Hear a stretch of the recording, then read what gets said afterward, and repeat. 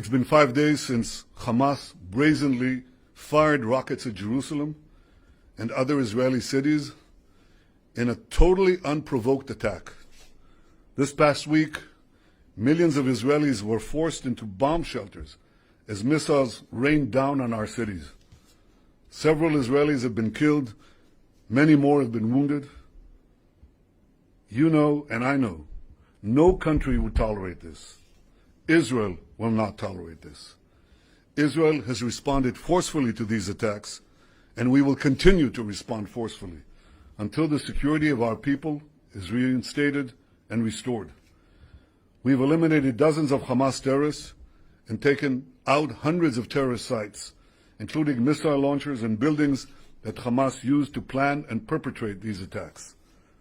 2 nights ago, Israel also seriously degraded the terror infrastructure of Hamas.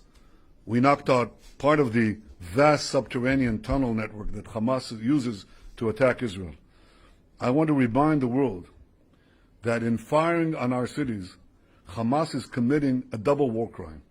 They're targeting our civilians and hiding behind Palestinian civilians, effectively using them as human shields.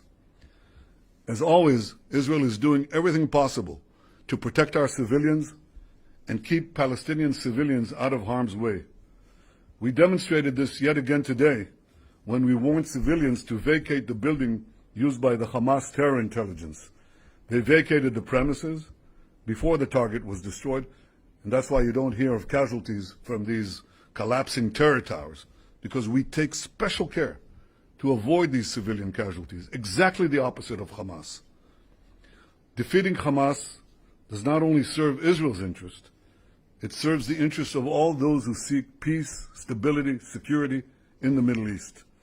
I want to thank Israel's many friends in the international community who have strongly backed Israel's action in defending ourselves.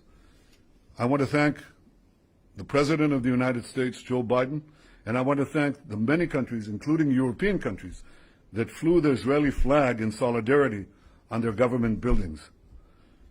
No one should have any equivocation about the choice that is so clear here. And I want to thank President Biden for his clear and unequivocal support. You cannot equate a democracy that values life with a terror organization that glorifies death. I am fully confident that Israel will be able to deal with these threats from without and these threats from within. I'm confident in our army, I'm confident in our police, and above all, I'm confident in the resolve and determination of the people of Israel. Just as we've always done, we will weather this storm and emerge stronger than ever. Thank you.